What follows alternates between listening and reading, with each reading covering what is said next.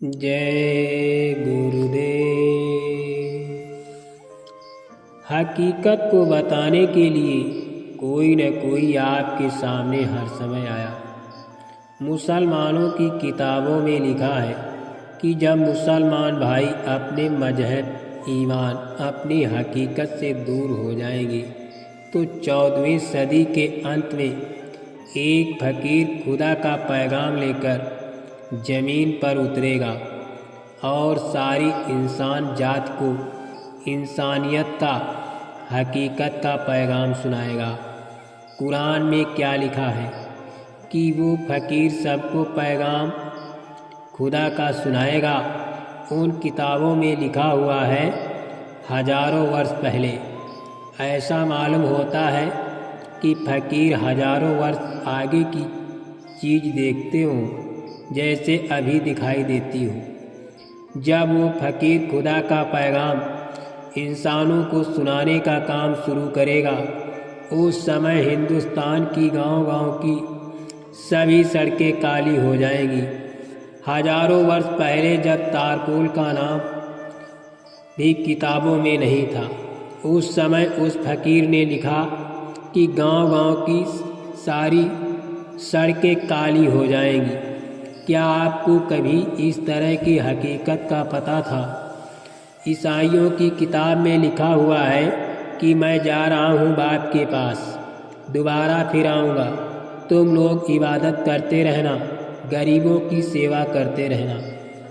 हिंदुओं की किताबों में लिखा हुआ है कि जब धर्म लोप हो जाएगा, सत्य, प्रेम और न्याय से दूर लोग हो जाएंगे, लोगों के हृदय में दया नहीं रहेगी, उनके ऊपर, महात्माओं पर, किताबों पर कोई विश्वास नहीं रहेगा और भगवान का भी विश्वास खो बैठेंगे। ऐसी अवस्था में भारत भूमि पर एक महान आत्मा का जन्म होगा।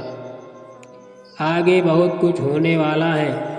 सूखा, अकाल, भुखमरी, महंगाई, टैक्सों की बढ़ोतरी, महामारी, भूकंप, कोलाहल, आतंकिक दृश्य जो नहीं देखे भविष्य में आने वाले हैं।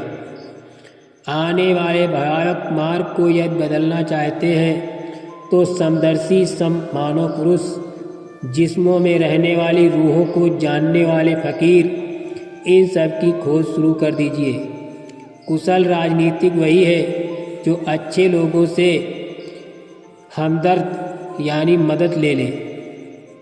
भौतिक शांत सद्भाव के लिए, राष्ट्रीय एकता के लिए, राष्ट्रभक्त, धर्मनिरपेक्षता और प्रजा की हिफाजत के लिए आम लोग इन दिनों चूक गए तो आने वाले समय में पछताना पड़ेगा। मुसलमानों को खुदाई हुक्मनामों पर यकीन भी करना है और गौर भी करना है। खुदा का हुक्म है, सब जिस्मों में मेरी रूह है, जो मेरी रूहों पर जुल्म करता है मैं उसे सजा देता हूँ।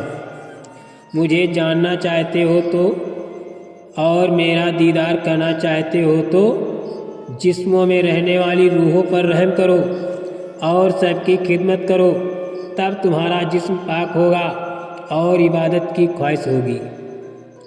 हिंदुओं, भगवान का आदेश है, यदि मुझे पाना है तो मानव शरीर में मेरी आत्माएं रहती हैं। निष्कपट, निस्वार्थ होकर उनमें मुझे मानकर उनकी सेवा करो। ईंट, पत्थरों, पेड़, तालाबों में क्यों लड़ते हो? मानव शरीर में चेतन परमात्मा की जीवात्मा रहती है। उसको पहचानने के लिए उन महापुरुषों के पास जाओ जिन्होंने अपने आप को पहचाना और भगवान का साक्षात्कार किया। वो तुम्हें रास्ता बताएंगे।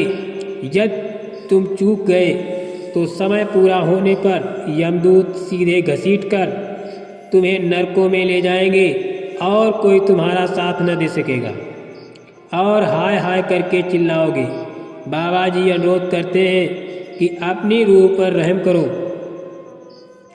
अपनी जीवात्मा पर दया करो।